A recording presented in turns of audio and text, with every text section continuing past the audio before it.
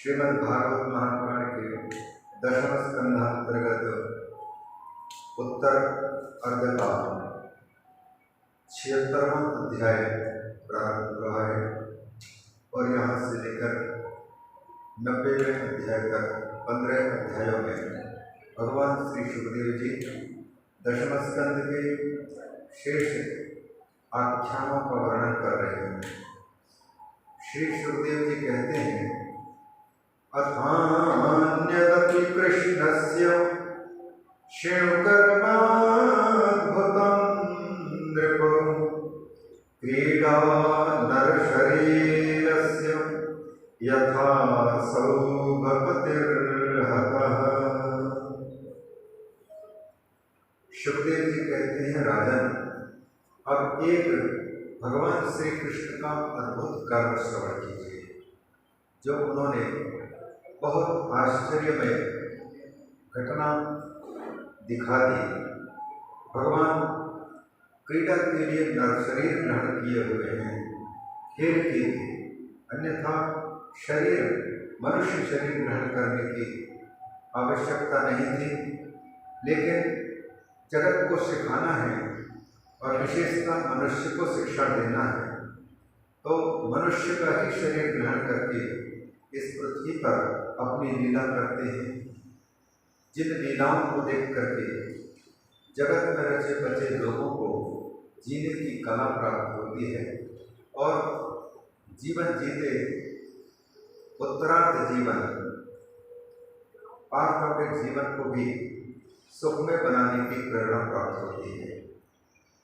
कहते हैं, भगवान श्री कृष्ण ने जिस प्रकार से 100 विमान के मालिक शाल्व का वध किया था, उस कथानक को श्रवण करो। भगवान श्री कृष्ण जिस समय युधिष्ठिर के राजसूय यज्ञ के अवसर पर हस्तिनापुर में पहुंचे हुए थे और वहां राजसूय यज्ञ चल रहा था, राजाओं का पूजन चल रहा था, तो अचानक भगवान श्री कृष्ण को ऐसा लगा कि हम बलदाऊ के साथ भी यहाँ आए हुए हैं और वहाँ द्वारिका में कोई देखरेख करने वाला नहीं है। और हमने पहले से ही अनेक राजाओं के साथ में टकरा करके और उनकी दुश्मनी मोल ले ली है। कहीं ऐसा ना हो कि हमारे सोने में कोई राजा वहाँ आक्रमण कर दे और द्वारिका को तहस नहस करके जनधन की हानि न कर दे। उनको हृदय में प्रतीत हो रहा था। और हस्तिनापुर में राजसूय यज्ञ के पश्चात कौरव और पांडव सभी मिलकर के कार्यक्रम किस प्रकार से संपन्न हुआ, इन बातों की चर्चा करने के लिए विश्वकर्मा के द्वारा निर्मित एक भवन में विराजमान थे, जहाँ पर दुर्योधन को आंगन में जहाँ पानी नहीं है वहाँ पानी का दर्शन, और जहाँ पानी है वहाँ पर आंगन का दर्शन हो रहा था। और इस प्रकार से वहाँ पर जल में गिरने के कारण जिनको एक अपमान महसूस हुआ, और इसके बाद फिर सब लोग मान सम्मानित होकर के अपने अपने जगहों को जा चुके थे। उस समय पर भगवान श्री कृष्ण को यह आशंका होने लगी कि हम लोग यहाँ पर उत्सव में आनंद मना रहे हैं, लेकिन कहीं ऐसा ना हो कि हमारी द्वारिका को कोई नुकसान पहुँचाए। और सचमुच भगवान की यह आशंका व्यर्थ नहीं थी। शिवदेव जी कहते हैं, शिशुपाल सखा शाल्वो रुक्मिण विधवा भारता। शिशुपाल का सखा था शाल्व नरेश, वो रुक्मिणी के शिशुपाल के साथ में विवाह के अवसर पर उपस्थित हुआ था। लेकिन भगवान श्री कृष्ण ने रुक्मिणी का अपहरण किया और उस अपहरण के निमित्त बहुत बड़ा युद्ध हुआ। और इस युद्ध में शिशुपाल की ओर से शाल्व भी भगवान श्री कृष्ण और उनकी सहायता के लिए आए हुए बलराम और उनकी सेना को समाप्त करने के लिए अपनी सेना लेकर के रणभूमि पर आए थे। लेकिन भगवान श्री कृष्ण और बलदाऊ के सेना के सामने शाल्व की सेना कुछ काम न आई और वो पराजित हो गया। इसलिए उस दिन से अपने सखा को चोट पहुंचाने वाले कृष्ण को बदला लेने के लिए शाल्व हमेशा मौका ढूंढता था। इसलिए जब भगवान बलराम जी और श्री कृष्ण जब द्वारिका छोड़ करके राजसूय यज्ञ में कुछ दिनों तक के लिए वहाँ जब उपस्थित थे और इधर सूनी द्वारिका पा करके शाल्व सौभ विमान पर आरूढ़ होकर के और आक्रमण बोल दिया था। उन्होंने प्रतिज्ञा की थी कि शाल्व प्रतिज्ञा अकरोत् शर्वतां सर्वभूभुजां अयादवी क्षमां करिष्ये पौरुषं मम पश्यतो। उन्होंने सबके सामने प्रतिज्ञा की थी शिशुपाल के विवाह के अवसर पर कि मैं यादवों को मूल सहित समाप्त कर दूंगा और पृथ्वी यादव से हीन करके रख दूंगा। देखो मेरा पौरुष, यह उन्होंने घोषणा की थी। और ऐसी प्रतिज्ञा करके उन्होंने शक्ति जुटाने के लिए भगवान महादेव की आराधना की। एक एक मुट्ठी एक दिन में एक बार भोजन कर लेता और शंकर जी को पुकारता।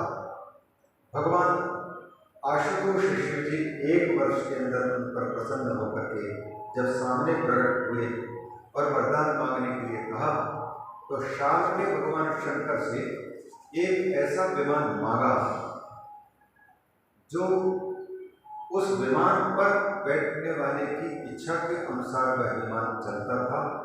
और वह विमान चालक या विमान में बैठने वाला यदि यह चाहता कि हमारा यह उड़ने वाला विमान किसी को न दिखाई दे तो किसी को नहीं दिखाई देता। जब वो चाहते थे तो विमान दिखने लगता था। यह कामक विमान, जिसका नाम था सौभ, सौभपति, इसलिए शार्क को सौभपति कहा गया उस विमान के वो मालिक रहे। इस प्रकार भगवान शंकर से यह विमान पा लिया और शंकर भगवान ने मैं दानव को आदेश देकर के उनको इस प्रकार का विमान निर्माण करके दिलवाया था। अब उस विमान को प्राप्त करके शाल्व ने बहुत बड़ी सेना लेकर के और द्वारिका पर आक्रमण किया तो वहां पर भगवान श्री कृष्ण के पुत्र प्रद्युम्न जी थे। प्रद्युम्न ने देखा कि द्वारिका पर संकट आ गया है तो उन्होंने बहुत बड़ी सेना लेकर के और उस शाल्व का सामना किया। खूब घमासान युद्ध चला जिसमें शाल्व की ओर से भी कुछ सेना मारी गई और द्वारिका की ओर से भी बहुत सेना मारी गई। और शाल्व जब युद्ध करता था तो उस विमान में चढ़कर के कभी किसी को दिखाई देता और कभी किसी को दिखाई नहीं देता। इसलिए जब वो अपने आप को छिपा करके द्वारिका वासियों पर बाण चलाता तो लोगों को तब पता चलता जब बाण नजदीक पहुंच जाता और विमान नहीं दिखाई देता था कि वो कहां से कौन चला रहा है। उसकी इस अद्भुत करामात को देख करके सबके सब चकित थे। और प्रद्युम्न जिनको महामाया विनाशिनी महाविद्या प्राप्त हुई थी मायावती से, उसी विद्या के बल पर शाल्व की सारी माया को समाप्त करना था। प्रद्युम्न जो है उनका सारथी था द्युमान, जो कि भगवान श्री कृष्ण के सारथी दारुक के पुत्र थे। तो भगवान श्री कृष्ण के रथ का संचालन तो दारुक करते थे और भगवान श्री कृष्ण के पुत्र प्रद्युम्न के रथ का संचालन द्युमान करता था। वही युद्ध भूमि में प्रद्युम्न के रथ को ले गया और शाल्व ने ऐसा अस्त्र शस्त्र प्रहार किया कि एक बार तो प्रद्युम्न जी जमीन पर गिर करके बेहोश हो गए। जब बेहोश हो गए तो सारथी द्युमान ने रथी की रक्षा करना सारथी का धर्म है, यह सोच करके तुरंत उनको रथ पर बिठाया और महल में ले आया। जब प्रद्युम्न जी को चेतना आई तो बोले मुझे यहाँ किसने लाया? तब द्युमान ने कहा कि मैंने लाया है प्रभु। बोले क्यों लाया यहाँ? मुझे युद्ध में से उठा करके यहाँ लाए हो और मुझे लोग कायर कहेंगे, युद्ध से भागा हुआ कहेंगे। तुमने हमारे पिता का और हमारे पूर्वज वीरों के नाम कलंकित करवा दिया। लोग हमें क्या कहेंगे और कैसे लोगों के सामने हम अपना मुंह दिखा सकेंगे। इस प्रकार से जब उसको डांटने फटकारने लगे तो सारथी ने कहा धर्मं विजानता युष्मन् कृतमेतन्मया विभो सूतः कृच्छ्रगतं रक्षे रथिनं सारथिं रथि। द्युमान ने कहा हे वीरवर, हे आयुष्मान, मैंने जानबूझ करके यह काम किया क्योंकि सूत का कर्तव्य है, सारथी का कर्तव्य है कि रथी जब संकटग्रस्त हो जाए तो उसको सुरक्षित स्थान पर ले जाए और उसे मृत्यु के मुख में जाने से बचावे। यह समझ करके हमने वहां से उठा के लाया है। और जब कभी रथ चलाने वाला सारथी संकट में पड़ जाए तो फिर रथी को भी कुशल सारथी बनकर के पहले से तैयार रहना चाहिए। और अचानक सारथी को कुछ होता है तो रथी ही स्वयं सारथी बनकर के उसको संचालित करे। लोगों के पास में वाहन है, गाड़ियां हैं, प्राइवेट अपनी निजी, तो जिसने गाड़ी खरीदी है ठीक है, उसके पास में पैसे हैं, इस कारण से वो ड्राइवर की व्यवस्था कर लिया। लेकिन केवल ड्राइवर के भरोसे बैठे रहना उचित नहीं। गाड़ी खरीदने वाले को स्वयं भी गाड़ी चलाते आना चाहिए ताकि कभी यदि सारथी को कुछ हो गया ड्राइवर को कुछ हो गया तो मालिक स्वयं गाड़ी को चला करके ले जा सके।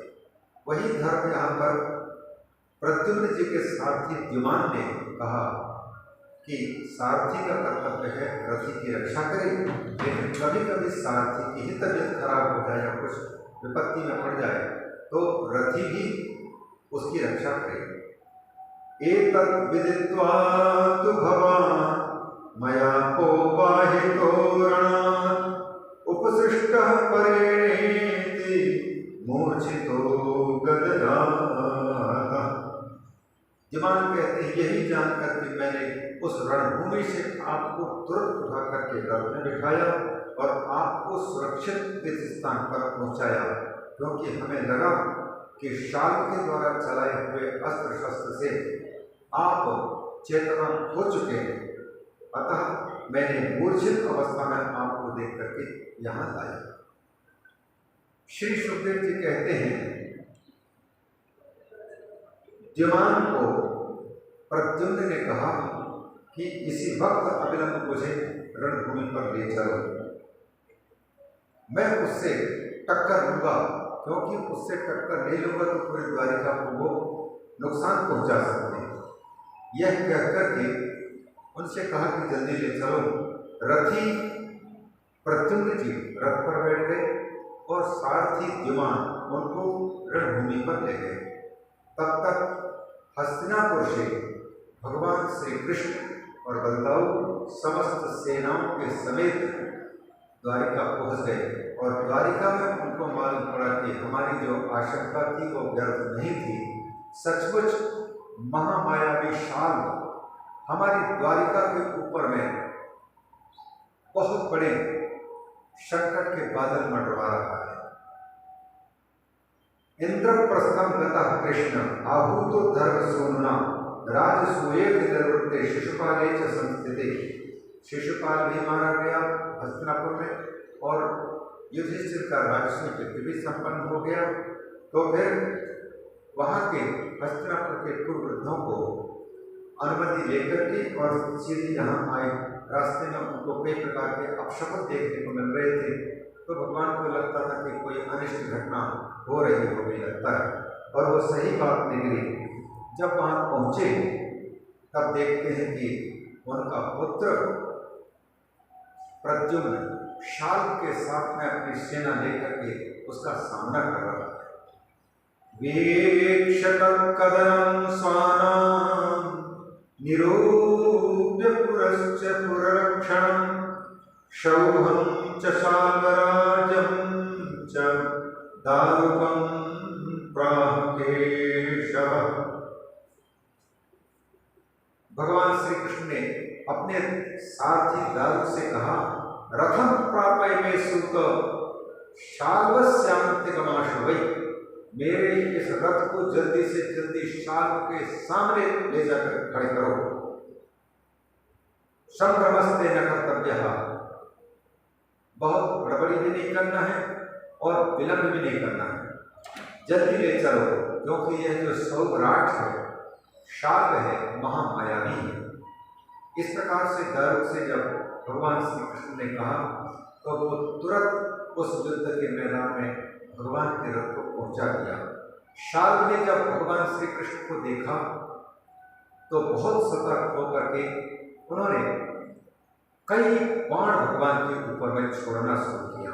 तम च षोडशनिर्विद्ध्वा बाणैः, भगवान भी उनके ऊपर में 16 बाण छोड़ दिए और उसके कई रथी को भी गिरा दिया, सारथी को गिरा दिया और रथी के रूप में तो शाल्व ही उनको निशाना लगाने लग गया। और शाल्व भी कम नहीं था, वो मायावी था। कई बार वो दिखते हुए बाण मारता था और कभी कभी आकाश में अपने विमान को ले जा करके दिखाई भी नहीं देता था, वहां से ही भगवान श्री कृष्ण पर बाण प्रहार करता था, शक्ति प्रहार करता था। जब वो दिखाई देते थे तब उस समय पर भगवान उनको निशाना लगाते। भगवान की इस करामात को देख करके गुस्से में आकर के शाल्व ने भगवान से कहा, यत्त्वया मूढ़ न सख्युर्भ्रातृ भार्या हृदेक्षताम्। अरे मूर्ख, तूने मेरे सखा की होने वाली पत्नी का हरण किया है। प्रमत्तः स सभा मध्य त्वया व्यापादितः सखा, और साथ ही साथ उस शिशुपाल को उस अवस्था में तुमने अपने चक्र चला करके मारा है, जबकि वह बिना अस्त्र शस्त्र के थे, युद्ध की तैयारी में नहीं थे, फिर भी उसको मारा है। आज मैं इन अत्यंत तीखे बाणों से तुझे मार करके मेरे मरे हुए सखा को पिंडदान करूंगा। उन्हीं को ये तुम्हारे रक्त से ये तिरस्कृत करूंगा और तुम्हें उस जगह पर पहुंचा दूंगा जहां से तुम वापस आ भी नहीं सकोगे। थोड़ी देर मेरे सामने ठहर जाओ। इस प्रकार से भगवान को ललकार रहे थे। भगवान ने कहा कि शाल जो गुजरते हैं जैसे बादल, जो बादल गरजते हैं वो बरसते नहीं, जो बरसते हैं वो गरजते नहीं हैं, तो ज़्यादा ठीक मत हाको, जो कुछ करना है मेरे सामने अपने करामात दिखाओ। ऐसा कर करके भगवान ने अत्यंत वेगवान और भारी गदा को लेकर के उस शाल का विमान वो प्रहार किया और उस शाल के जाकर के और कंधे के पास की हड्डी को लगा, मुख से उल्टी करता हुआ चक्कर मार करके और सीधे ही नीचे गिरा। और तब तक वह गदा फिर लौट करके भगवान के पास में जाकर के चुपचाप हो गया। तब थोड़ी देर में क्या होता है, शाल ने बहुत बड़ी माया रची। थोड़ी देर में वही जो मूर्छित पड़ गया था, भगवान को लगा कि ये मर गया, लेकिन थोड़ी देर में एक व्यक्ति सामने दिखाई देता है और कृष्ण से कहता है कि कृष्ण, तुम्हारे पिता और तुम्हारी मां संकट में है। इस समय पर देवकी ने मुझे आपके पास भेजा है और यह संदेश भेजा है कि शाल आकर के आपके पिता को गिरफ्तार कर लिया है और वो छोड़ेगा नहीं। अगर कृष्ण की हिम्मत हो तो अपने पिता को छुड़ा के दिखाए। ऐसा उसने कह करके और हमें देवकी माँ ने आपके पास भेज करके कहा है कि बचाओ उनको। कृष्ण कृष्ण महाबाहो पिता ते पितृवत्सल बद्ध्वा पुनीतः शाल्वेन सौनिकेन यथा पशु। जैसे कोई कसाई जिस पशु को मारता है उसको बांध करके ले भागता है, उसी प्रकार से शाल के सेना ने तुम्हारे पिता को गिरफ्तार करके ले भागा। और ऐसा कहकर के वह पुरुष देखते देखते वहीं से लुप्त हो गया और थोड़ी देर में देखते हैं कि सचमुच ये वसुदेव जी को गिरफ्तार करके शाल उपस्थित हुआ दिखाई दिया और कृष्ण से बोले कि कृष्ण, तुम बड़े मायावी हो और तुम बड़े वीर हो, आज मैं तेरे पिता की हत्या कर रहा हूँ, बचाना हो तो बचा के देखा, यदि सचमुच वीर है। यह कहकर के कृष्ण भगवान के देखते देखते उसने वसुदेव के सिर को उड़ा दिया तो भगवान श्री कृष्ण बहुत निराश हो गए और बहुत आश्चर्य लगा उनको कि मेरे बड़े भाई बलदाव मेरे पिताजी के पास थे और उनके रहते ये कैसे गिरफ्तार किया और हमारे सामने हमको देखते देखते हमारी उपस्थिति में इसने हमारे पिता के सिर काट कर दिया। तो जैसे साधारण व्यक्ति दुखी होते हैं वैसे ही उनकी स्थिति हो गई। भगवान शुभदेव जी कहते हैं, राजन, भगवान श्री कृष्ण कभी मोह में पड़ नहीं सकते, लेकिन 100 की वो साल की माया थी, उस माया को देख करके थोड़ी देर के लिए मायापति भगवान को भी, संसार के लोगों की भांति लीला करने वाले भगवान को भी लगा कि हमारे पिताजी से नहीं चलेगा। बाद में उनको मालूम पड़ा ये तो माया है। तब भगवान ने फिर माया दिखाने वाले की सारी माया को दूर करने के लिए अपनी माया जब फैलाई तो उनकी सारी माया लुप्त हो गई। और इस प्रकार से भगवान श्री कृष्ण फिर उन शाल के साथ में भयंकर युद्ध करते हुए उसको समाप्त कर दिया। भद्रेण वृत्रस्य यथा पुरंदरो, जैसे पहले भगवान इंद्र ने वृत्रासुर को मारा था वज्र से, उसी प्रकार से भगवान ने भी उनको प्रहार करके अस्त्र और उच्छोद समाप्त कर दिया। नेदुर्दुन्दुभयो राजन् दिवि देवगणेरिता सखीनामपचितिं कुर्वन् दन्तवक्त्रो रणावृषाभ्यगात्। अब आकाश मंडल से देवताओं ने फूलों की वर्षा की, ऋषियों ने गान किया, लेकिन इस शाप के मारे जाने पर इनकी देखा देखी दंतवक्त्र, उसने भी सोचा कि हमारे सखा को धोखा देने वाले कृष्ण को हम छोड़ेंगे। ये दंतवक्त्र भी बुआ का बेटा था, शिशुपाल जैसे बुआ का बेटा है, उसी प्रकार दंतवक्त्र भी ये भी आ गया। और इन्होंने शिशुपालस्य शापस्य पौंड्रकस्य अपि दुर्मति, शिशुपाल के, शाप के और पौंड्रक को भी, जो कि स्वर्ग जा चुके थे, परलोक जा चुके थे, उनको खुश करने के लिए आक्रमण किया दंतवक्त्र ने। जो पौंड्रक था, पौंड्रक तो उनको लोगों ने भड़काया। द्वारका में पौंड्रक से किसी ने कह दिया, करुष देश का राजा था, करुष देश में इनके कुछ राजाओं ने कह दिया कि देखो पौंड्रक, तुम अपने आप को भूले हुए हो। जैसे व्यक्ति भूला रहता है, जीव भूला रहता है, उसको यह मालूम नहीं था कि अहम ब्रह्मास्मि, वह जीव ही स्वयं ब्रह्म है। लेकिन जब तक अपने आप को नहीं पहचानता, तब तक अपने आप को कभी भी परमात्मा या ब्रह्म के रूप में न जानने के कारण वो भटकता रहता है। जानकारी जब होती है तो पहले से ब्रह्म पड़ा हुआ था वो तो। उसी प्रकार से तुम साक्षात वासुदेव हो। राजाओं ने पौंड्रक से कहा तुम साक्षात वासुदेव हो। तब पौंड्रक ने कहा कि मैं वासुदेव का था, वासुदेव तो उधर द्वारिका में है, वासुदेव के पुत्र उधर रहते हैं। तब राजाओं ने कहा कि देखो, सच में कहें तो असली वासुदेव आप हैं, और उसने तो आपके नाम से सारी दुनिया में नाम कमा करके और पूजित वो हो रहा है। नकली 2 भुजा लगा करके चतुर्भुज बना हुआ है, नकली शंख धारण करता है और चक्र सुदर्शन आदि धारण करता है, पीताम्बर धारण करता है, और सारी दुनिया के लोग उसी को वासुदेव जानते हैं। इस दुनिया में जो नकली होता है उसी को लोग असली समझ करके चक्कर में पड़ जाते हैं, और जो असली वासुदेव हैं आपको तो कोई जानता ही नहीं, तो वह लाभ उठा रहा है आपके नाम का। तो फिर पौंड्रक ने कहा कि इस दुष्ट के साथ फिर मैं करूं क्या? बोले करूं क्या? सीधे सीधे उनको चुनौती दे करके या दूत भेज करके यह कह दो कि अभी भी मौका है, तुम मेरे नाम और रूप का परित्याग कर दो। मेरे नाम से तुम सब कुछ कमा रहे हो, नाम रोशन करते हो, और नकली सब कुछ हाथ लगा रखे हो, साथ ही साथ मुकुट धारण किए हो, सुदर्शन चक्र धारण करते हो, पीताम्बर पहनते हो, ये हमारे रूप को तुमने क्यों अपनाया?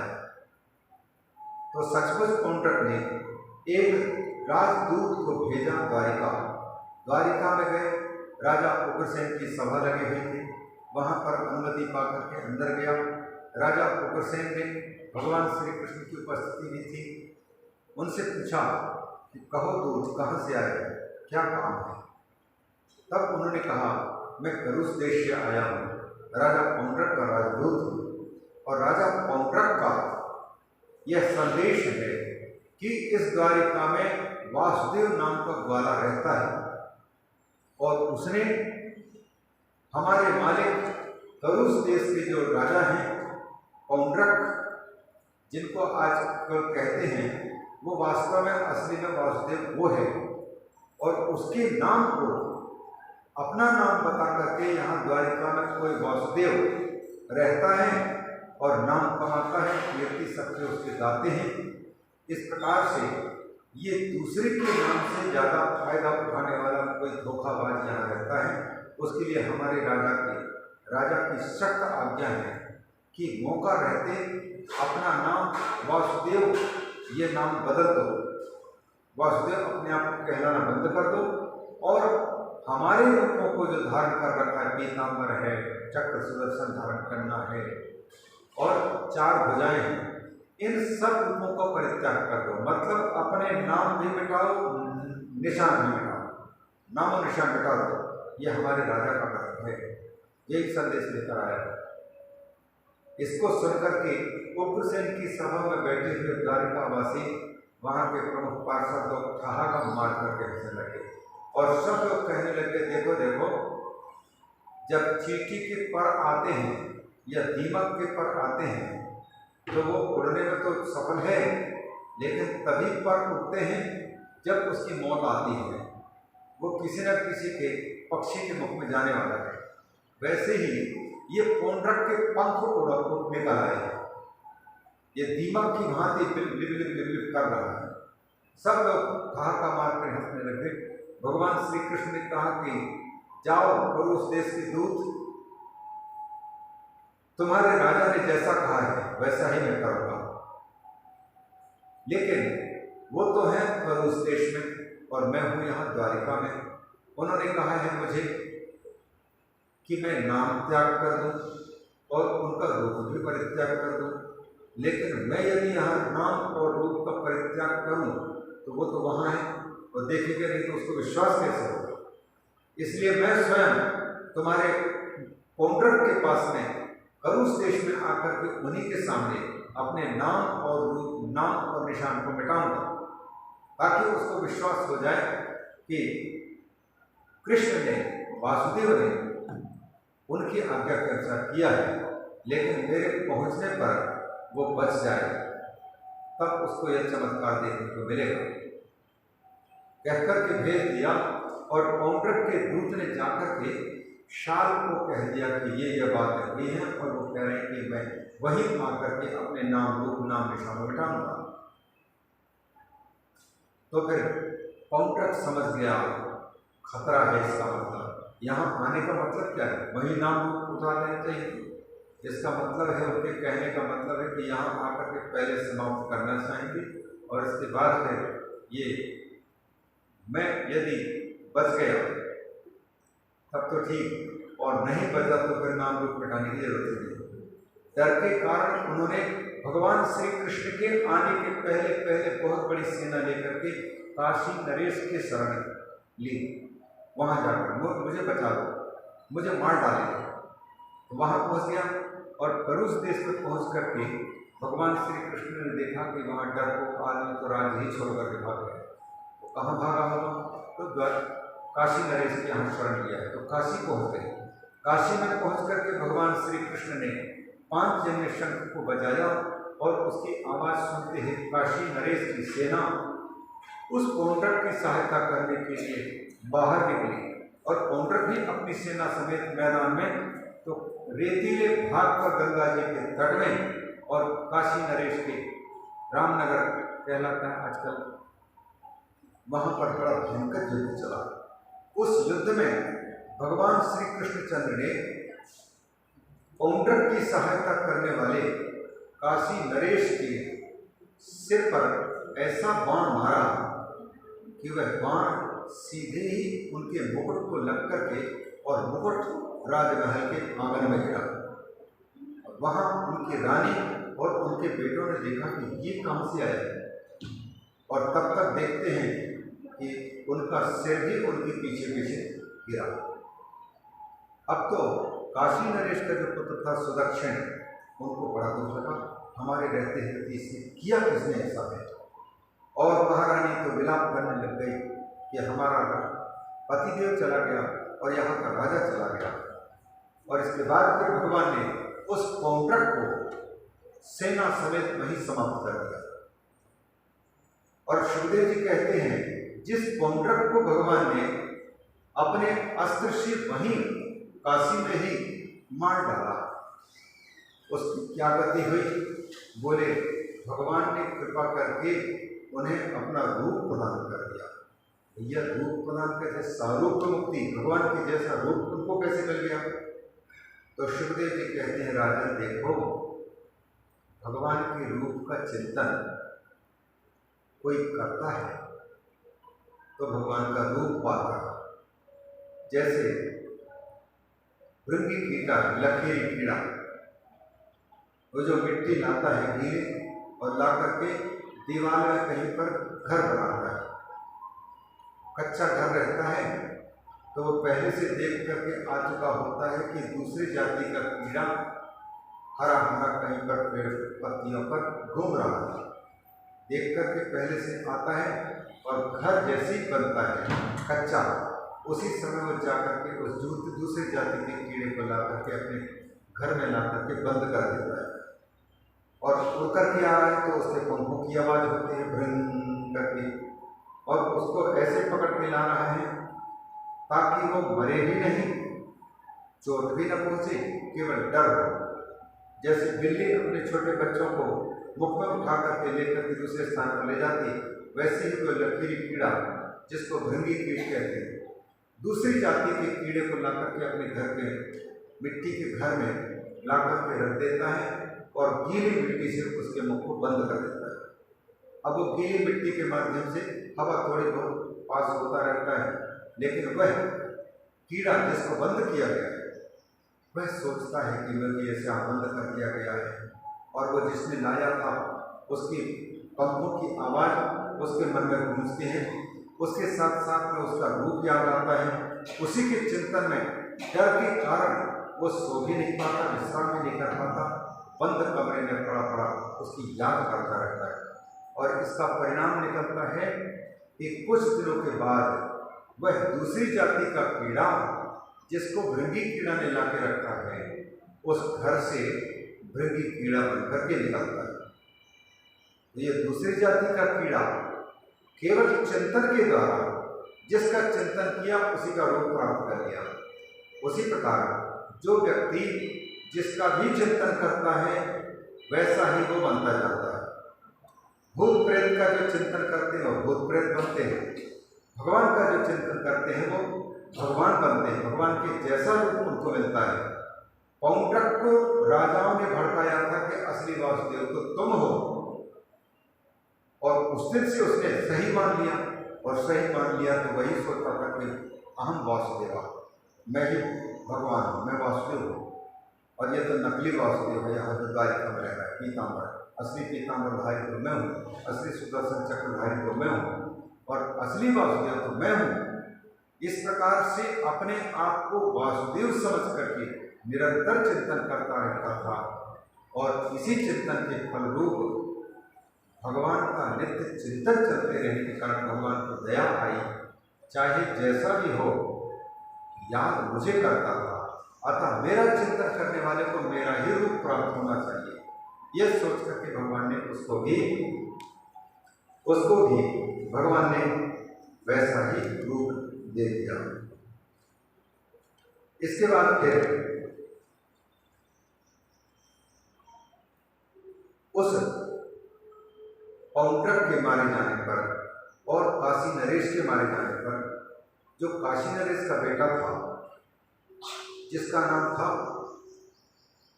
ये सुदक्षिण ने सबसे पहले भगवान शंकर से भैरव रूप से आराधना की कि मेरे पिता को जिसने मारा है उस व्यक्ति को मैं छोड़ूंगा नहीं।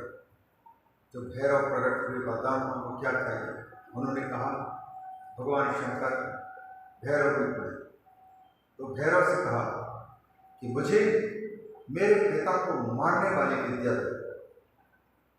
तो उन्होंने कहा ठीक है, तुम्हें एक विद्या प्रदान करते हैं, वो उस विद्या से तुम कृत्या राक्षसी प्रकट कर सकते हो, लेकिन याद रहे इस कृत्या राक्षसी का उपयोग उस पर ही सफल हो सकता है जो व्यक्ति संतों, ब्राह्मणों और वेदों पर श्रद्धा रखते होंगे, उन व्यक्तियों पर इस विद्या का कोई असर नहीं होगा।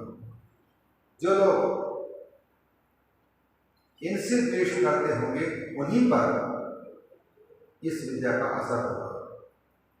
यह कहकर के उन्होंने वो विद्या समर्पित की, और पौंड्रक ने उन्हीं भगवान पर प्रहार करने के लिए क्या किया, कृत्या राक्षसी प्रकट की और सीधे ही द्वारिका के लिए छोड़ दिया।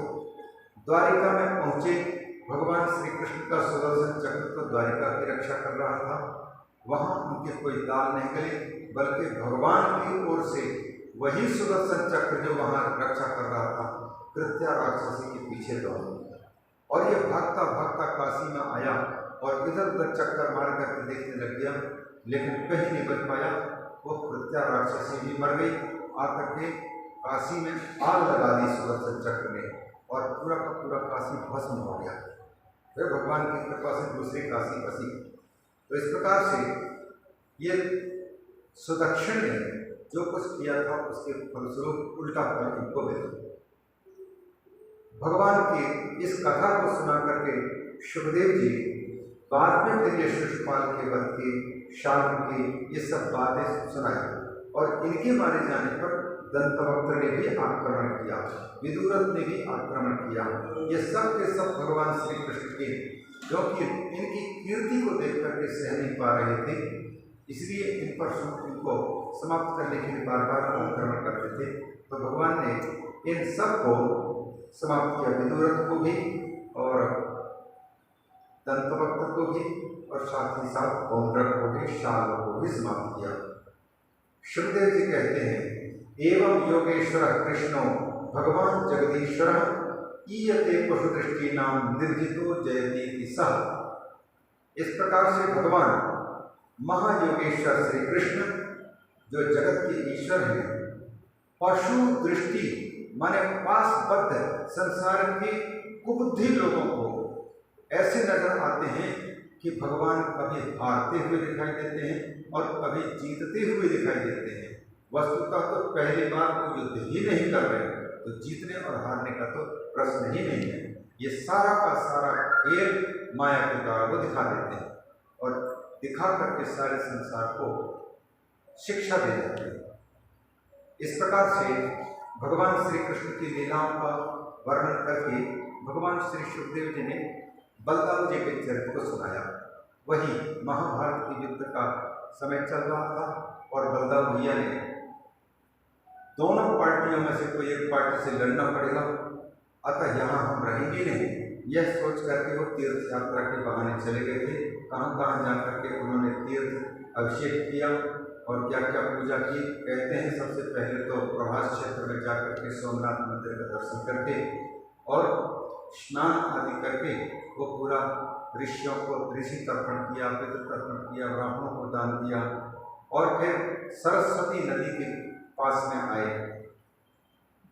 उनके साथ बहुत से ब्राह्मण थे। पृथुदक सरोवर और बिंदु सरोवर, तीर्थकोप, सुदर्शन तीर्थ, विशाला नगरी, बद्रिकाश्रम, ब्रह्म तीर्थ, जहाँ पर चक्रम प्राचीन सरस्वती, पूरब की ओर बहने वाली सरस्वती जहाँ पर है, क्योंकि कई बार सरस्वती नदी कभी पूरब की ओर बहती दिखाई देती, फिर वहाँ से होकर के कभी उत्तर की ओर, कभी पश्चिम की ओर, तो अलग अलग उनके नाम।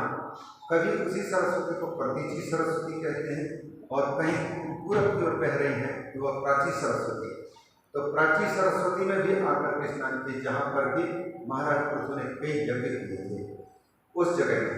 फिर यमुना के किनारे किनारे और गंगा के किनारे किनारे जितने तीर्थ हैं उन तीर्थों का वह दर्शन करते रहे। ऐसे तीर्थ भ्रमण करते करते नैमिषारण्य तीर्थ पर पहुंचे। नैमिषारण्य तीर्थ में रोमहर्षण ऋषि 88,000 ऋषि मुनियों को भगवान की पावन कथा सुना रहे थे। 88,000 ऋषि मुनि बैठे थे। व्यास शिष्य रोमहर्षण ऋषि व्यासपीठ पर बैठ करके इतने तन्मय होकर के सुनाते थे। उदाहरण के लिए हम इस समय डोंगरे महाराज का नाम ले सकते हैं कि वह जब मस्ती के साथ में सुनाते सुनाते कभी आंखों से आंसू आ जाते हैं, रोमांच खड़े होते हैं। रोमहर्षण उनका नाम है। जब भगवान की कथा समझ में आने लग जाए और जब वाचन करता है कोई एकांत में और उनके अर्थ भी सामने प्रकट होते हैं, तब रोमांच होना स्वाभाविक है। और करुणा के साथ भगवान की करुणा जब नजर आती है तो अपने आप आंसू टपकने लग जाते हैं। एकांत में भगवान की इन चर्चाओं को कोई सुने पड़े तो एक अलग ही आनंद आता है। लोगों के सामने वो भाव नहीं आता है, क्योंकि भगवान दिखावा को पसंद नहीं करते। बाहर जो आंसू किसी के आते हैं तो उसमें वो दिखावा छिपा रह जाता है। कोई कोई बिरले डोंगरे महाराज जैसे संत होंगे, दादा श्री कृष्ण शंकर शास्त्री जी जैसे, या स्वामी अखंडानंद सरस्वती जी महाराज जैसे, जो भाव विभोर होते थे। तो ऐसे ही रोमहर्षण ऋषि जब कथा कहते तो तन्मय होकर के आंखें बंद करके मस्ती के साथ भगवान के स्वरूप का स्मरण करते हुए कथा सुनाते थे। 88,000 ऋषि मुनि बैठे हुए हैं। उसी समय पर तीर्थ यात्रा करते करते बलदाऊ भैया वहाँ पर पहुँचे। और यहाँ यद्यपि लिखा तो नहीं स्पष्ट रूप से, लेकिन बलदाऊ भैया पर लोगों का यह डाउट है कि वो ताड़ के रस पीने के आदी थे। तो ताड़ के रस में वही शराब का नशा उनको लगता था और उसी नशे से अवधूत होकर के और उस तीर्थ में पहुँचे जहाँ पर रोमहर्षण ऋषि व्यासपीठ पर बैठ करके आंखें बंद करके भगवान की कथा सुना रहे थे। बाकी ऋषि लोग श्रवण कर रहे थे। तो ऋषियों ने देखा कि दलबल के साथ में कोई महानुभाव आ रहे हैं। नजदीक आने पर पता चला कि बलदाऊ जी आए हुए हैं, माननीय व्यक्ति है ये। तो जब कोई व्यक्ति जो समाज का पूजनीय हो, अच्छा काम करने वाला हो, बड़ा व्यक्ति हो, गुरुजन हो, तो स्वस्थ जवान व्यक्ति को चाहिए कि उनके आने पर खड़े होवे और खड़ा होकर के उनको नमस्कार करे। ये शास्त्रीय रीति है। अगर नहीं करेंगे तो क्या हानि भाई? मनुस्मृति जो लोग पढ़ेंगे उनको पता चलेगा। मनुस्मृति में ऐसा लिखा है कि यदि कोई पूज्य व्यक्ति आ रहा है और जवान व्यक्ति बैठा हुआ है तो उस जवान व्यक्ति को भगवान की नज़रों में तुच्छ समझा जाता है। और आयु जो होती है, प्राण जो शरीर पर बैठे हुए हैं, वो कहने लग जाते हैं इस दुष्ट व्यक्ति को जो मर्यादा तक नहीं जानता, इनके साथ हम साथ नहीं देंगे। तो प्राण चाहते हैं कि हम बीच में ही इसको छोड़ के भागेंगे। उसकी उम्र में कटौती होने लग जाती है। ये क्या? प्राणाः उत्क्रामन्ति, प्राण उत्क्रमण करने लग जाते हैं, शरीर को छोड़ करके भागने लग जाते हैं। कब? यूनः स्थविर आयति, जब कोई वृद्ध व्यक्ति, चाहे वो ज्ञान वृद्ध हो, आयु वृद्ध हो, धन वृद्ध हो, या किसी गुण में वृद्ध हो, ऐसा व्यक्ति जो पूजनीय है, जब वो आए तो उसके आने पर उनका सम्मान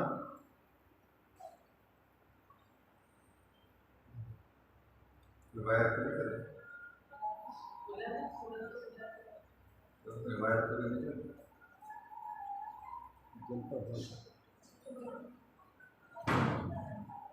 तो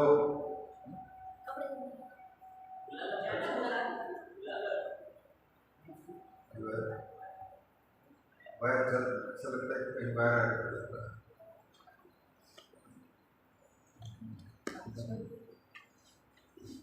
नहीं, अंदर से कोई आ रही है। तो वृद्ध व्यक्ति के आने पर उठना चाहिए, और जवान होकर के भी नहीं उठता है तो यह कहता है कि यूनः प्राणाः उत्क्रामन्ति, जवान व्यक्ति के प्राण उस जवान व्यक्ति को छोड़ करके जाने के लिए तैयार हो जाते हैं। लेकिन वही बालक, वही जवान व्यक्ति, समर्थ व्यक्ति किसी माननीय व्यक्ति के आने पर उठकर उनको प्रणाम करता है, सम्मान करता है, तो प्राण पुनः तदवस्थ होने लग जाते हैं, उस पर रोकने लग जाते हैं। प्राण उत्क्रामन्ति यूनः स्थविर आयति अभ्युत्थान अभिवादाभ्याम पुनस्तान प्रपद्यते। तो यह जानते थे ऋषि मुनि उस सभा में।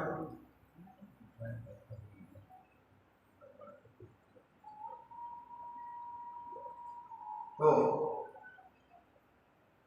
ऋषि मुनि नैमिषारण्य तीर्थ पर श्रवण कर रहे थे भगवान की कथा, और ऐसे समय पर बलदाऊ भैया आए हैं। तो माननीय व्यक्ति के आने पर उन सबने उठकर के उनका सम्मान किया, प्रणाम किया, और बलदाऊ भैया के इशारा करने पर सबके सब बैठ गए। और इधर में वेदव्यास जी के शिष्य रोमहर्षण ऋषि कथा सुना रहे थे। अब उनको कौन आया, कौन नहीं आया, कौन गया, कौन नहीं गया, उनको पता नहीं, इसलिए वो कथा सुनाते रहे। और बलदाऊ आकर के देखते रहे कि उनको कहीं जगह नहीं दिया जा रहा है, कि बैठ के कोई कह भी नहीं रहा। और आए हुए तो उन्होंने देखा कि देखो ये नीच जात का व्यक्ति, शुद्ध जाति का ब्राह्मण लोग तो नीचे कथा सुन रहे बैठ करके, ऋषि मुनि लोग, और ये वेदव्यास जी का शिष्य बन करके शास्त्रों का अध्ययन करके ऊंचे सिंहासन पर बैठ करके सुना रहा है। और कोई व्यक्ति, सम्मानी व्यक्ति आता है तो उसको कुछ मान भी नहीं करता है, सम्मान नहीं करता है, न प्रणाम करता है, न खड़ा होता है, क्योंकि व्यासपीठ की मर्यादा है। अगर रोमहर्षण ऋषि को पता होता भी कि आए हुए हैं तो वो व्यासपीठ से उठ नहीं सकता। और व्यासपीठ से प्रणाम करने का मतलब है इस भगवान के रहते किसी दूसरे को प्रणाम करना, इसका अपमान माना जाता है व्यासपीठ का। इसलिए सूत जी रोमहर्षण ऋषि आंख बंद करके कथा श्रवण करा रहे हैं। सुनने वाले सुने चाहे न सुने, हमको तो कथा कह करके और अपने को ठाकुर से लगाने का प्रयास करना है, यह सोच करके शोकाम की ओर विशेष ध्यान नहीं देते थे। बस अपने ठाकुर में भगवान का वर्णन करते करते चित्त लगाए। बलदाऊ तीर्थ यात्रा करके आए हुए थे और तीर्थ यात्रा के मार्ग में ही पहुंचे थे, और युद्ध से भागे हुए, मतलब महाभारत के युद्ध में इसलिए सम्मिलित नहीं हुए क्योंकि युद्ध में सम्मिलित होंगे तो हिंसा, अतः अहिंसा हो, हमसे किसी जीव की हत्या न हो, और तीर्थ यात्रा करते करते हमारा मन शांत हो। बस यही मन में लेकर के घूम रहे थे, लेकिन बस वही ताड़ी वगैरह पता नहीं क्या उनके रखे होंगे, दिमाग उनका उस समय बिगड़ा और गुस्से में आकर के और कुश के नोक से व्यासपीठ पर बैठे हुए रोमहर्षण जी को हुंकार पूर्वक वहीं पर खत्म कर डाला।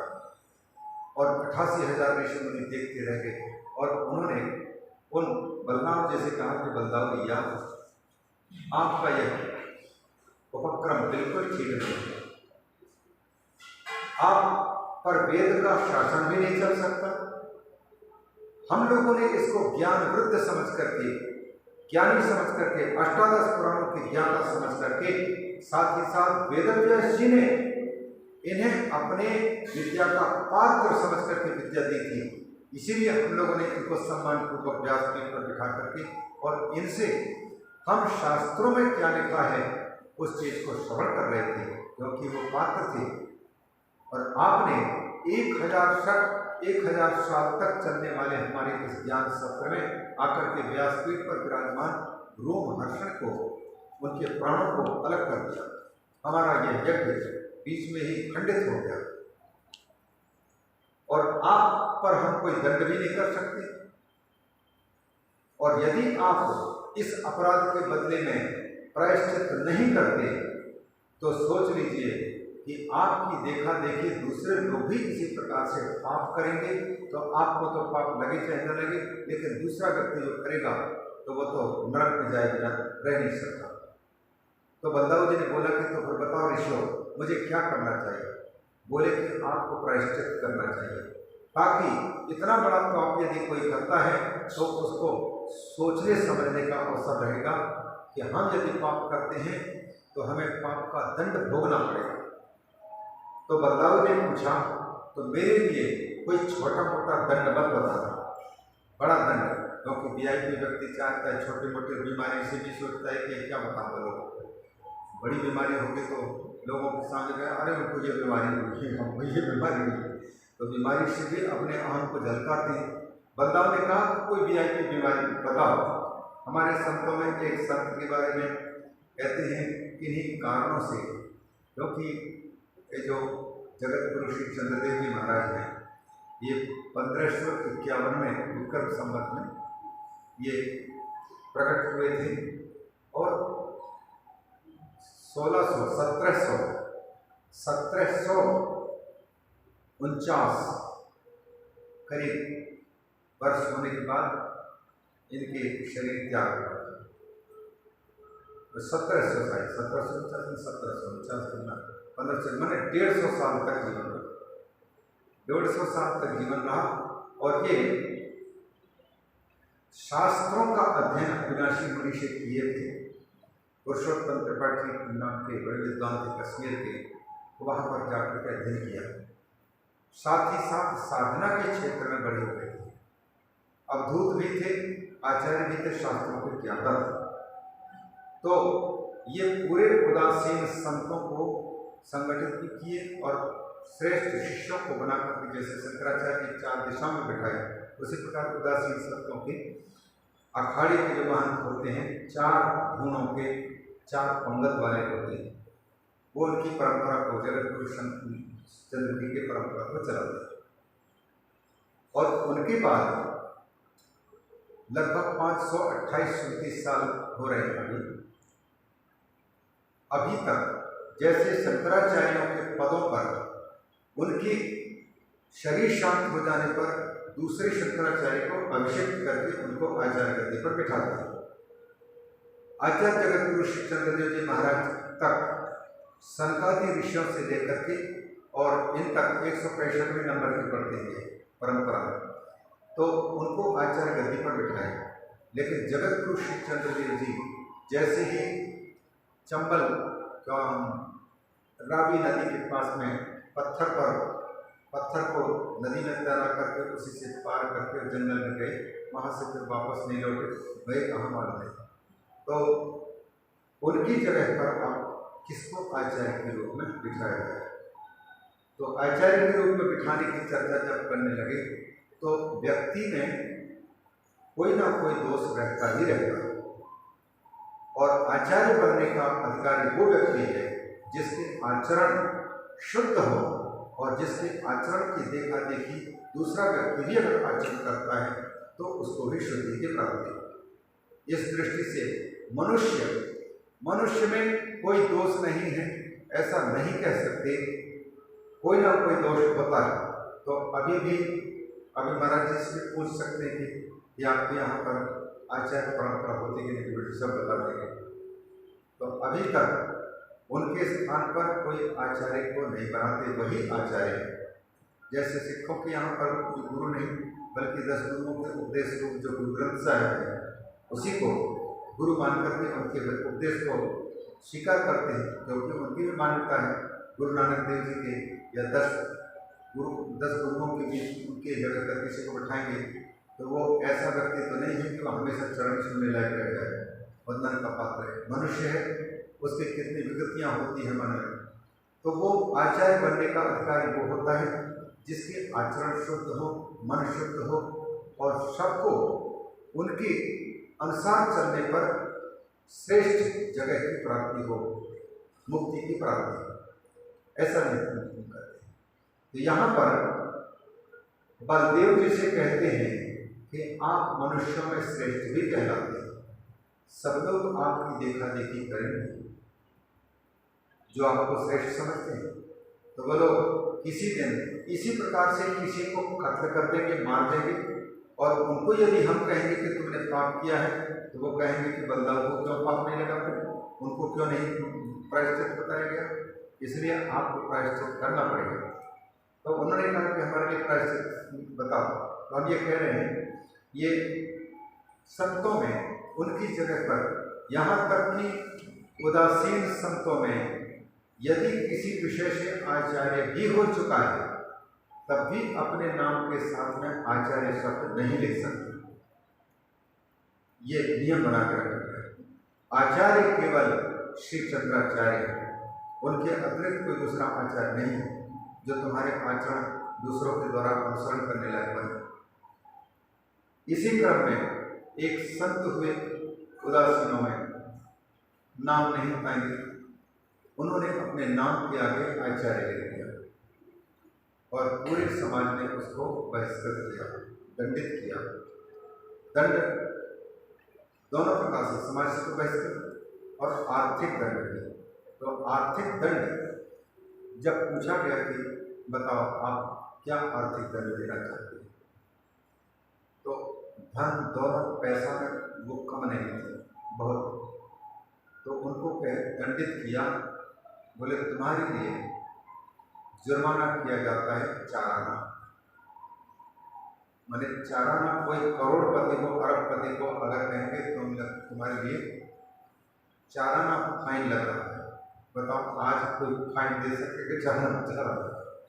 मतलब कहना ये है कि तुम चाराना देने के भी काबिल नहीं हो, तुमको हम क्या बोले। इस प्रकार से अपमान होता। वैसे ही यहाँ ये बलराम जी कहते हैं कि कोई ऐसा प्रायश्चित बताना, बड़ा प्रायश्चित बताना, वीआईपी व्यक्ति है। तो फिर उन्होंने कहा कि अच्छा ठीक है, आपको हम प्रायश्चित बताते हैं। करिष्ये वदनिर्वेशम लोकानुग्रह काम्य नियमः प्रथमे कल्पे यावान् सविधीयताम्। ऋषि ने कहा अस्त्रस्य तव वीर्यस्य मृत्युरस्माकमेव च यथा भवेत् वचः सत्यं तथा राम विधीयताम्। आपका ये जो हाथ में लिखा ये अस्त्र शस्त्र है वो, और आपकी ताकत काम में आ जाए और हमारा बहुत बड़ा काम भी सिद्ध हो जाए, पहले तो ऐसा कदम करना पड़ेगा। बोले क्या करना? वो कहते हैं हम लोग प्रति पर्व को, अमावस्या और पूर्णिमा को यहाँ यज्ञ करते हैं, और यज्ञ करते समय पर इलवल का बेटा बलवल ये दानव आता है और हमारे यज्ञ कुंडों में पीप, हड्डी, मांस, मूत्र, विष्ठा सब डाल करके अपवित्र कर देता, हमको यज्ञ पूरा होने नहीं देता। कहाँ है वो? बोले यहाँ से उत्तर दिशा में। तो पहले तो हमारे यज्ञों पर विघ्न डालने वाले इस दानव को समाप्त कर दीजिए। और दूसरी बात, फिर आप पृथ्वी में जितने तीर्थ हैं उन तीर्थों की यात्रा कीजिए, उन जगह में जाकर के स्नान कीजिए, देव मंदिरों का दर्शन कीजिए और प्रत्येक तीर्थ में वहाँ दान कीजिए। और इसके बाद फिर लौट करके इसी नैमिषारण्य में आइए। फिर तीर्थ यात्रा संपन्न होने के उपलक्ष्य में समस्त ऋषियों को आपके पवित्र अन्न से तृप्त कीजिए, दक्षिणा समेत, दान समेत कीजिए। तब जाकर के आप इस व्यास पीठ पर बैठे हुए ब्रह्म विद्या का उपदेश देने वाले हमारे व्यास के वध का प्रायश्चित माना जाएगा।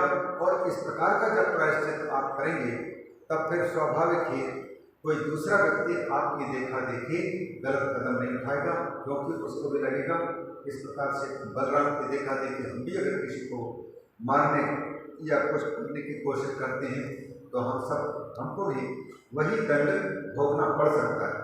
इस डर से वो बचा रहेगा। अतः उनको बलदाव को यही बताया, और बलदाव भैया उनकी बात सुनकर के सचमुच तीर्थ यात्रा पर निकल पड़े। और तीर्थ यात्रा पर निकले तो ये जिन जिन तीर्थों का नाम बताया उनको तो उनमें तो गए ही गए, उनके अतिरिक्त अन्य जगहों में भी जा करके उन्होंने ये किया। इसके बाद फिर वापस लौट रहे थे तो सरयू के किनारे किनारे और प्रयाग आदि तीर्थों को कह करके वहाँ भी देव तर्पण ऋषि तर्पण करते हुए बुलहाश्रम की ओर गए। गोमती नदी, गंडकी नदी, इन सब में स्नान किया, व्यास नदी में स्नान किया। शौणभद्र, भारतवर्ष में 2 पुरुष जाति के नद हैं। पुरुष जाति के जो होते हैं उनको नद बोलते हैं, स्त्री जाति के होते हैं उनको नदी बोलते हैं। भारत में वैसे 3 शौणभद्र वो 3 नद हैं, लेकिन 2 का नाम विशेष इसलिए लिया जाता है क्योंकि भारत की सीमा में उनका प्रभाव होता है। एक तो ब्रह्मपुत्र नद है और दूसरा है शौणभद्र नद। ये दोनों के दोनों, ब्रह्मपुत्र का तो नाम ही बताता है कि ब्रह्मा जी के पुत्र है, और शौणभद्र भी ब्रह्मा का पुत्र है। जहाँ से नर्मदा जी निकल करके पश्चिम की ओर बहती है, वहीं से शौणभद्र निकल करके सीधे पूरब की ओर बहते हुए और गंगा जी में सुहावन बिहार में जाकर के वहाँ तो। और शौण इसलिए कहलाता है क्योंकि शौण माने खून, शोणित, उसकी कलर का उसका रंग रूप देखा। जनश्रुतियों की कथाओं के अनुसार ऐसा कहा जाता है कि नर्मदा के साथ में विवाह की बात चल रही थी, और विवाह की परंपरा में कन्या को छिपाते हैं और उसको वर ढूंढता है, चाहे तो ढूंढना पड़े। और इस क्रम में नर्मदा जी ने अपने रूप को छिपाया और सीधे पश्चिम की ओर बही तो मुड़ करके नहीं देखी और वो ढूंढने निकल गए पूरब की ओर, तो उधर से नहीं लौटे, सीधे पूरब सागर की ओर वहाँ गए और नर्मदा जी पश्चिम समुद्र की ओर जा करके वहाँ मिल गए। ऐसा ऐसा कहा। ये कहते हैं श्रवण भद्र में स्नान किया, नर्मदा में स्नान किया, गोदावरी में, बेड़ी नदी में, पंपा सरोवर में, भीमरथी नाम की नदी में और दक्षिण भारत में श्रीशैलम मल्लिकार्जुना उनका दर्शन किया, जहाँ पर कुमार कार्तिकेय स्कंद भगवान वास करते हैं। और इसके बाद फिर राम श्रीशैलम गिरिशालयम द्रविड़ीषु महापुण्यम दृष्टा वेंकटम प्रभु, वेंकटगिरी को दर्शन किया, वेंकटेश्वर भगवान का दर्शन किया, कांची कामकोटि उस तीर्थ का दर्शन किया, पुरी कांची कावेरी श्रीरंग महापुण्यम यत्र सन्निहितो हरि, ऋषभ पर्वत का दर्शन किया, क्षेत्र दक्षिणा की मथुरा कहलाने वाले तीर्थ का, और सेतु बंध रामेश्वर का दर्शन किया, कुमारी कन्याकुमारी का दर्शन किया, कृतमाला बहुत से नदियों का दर्शन करके फिर आए नैमिषारण्य में। और नैमिषारण्य में आकर के उन्होंने बहुत प्रकार से दान दहेज दक्षिणा आदि दे करके और तब जा करके वो अपने आप को माने कि हमारे द्वारा प्रायश्चित हुआ है। इस प्रकार से भगवान लोक संग्रह के लिए करते हैं, अन्यथा जो भगवान के अवतार हैं उनको किसी प्रकार से पाप लगने की तो कोई संभावना ही नहीं बन सकती। थोड़ा भगवान नाम संकीर्तन तो कर लेते हैं।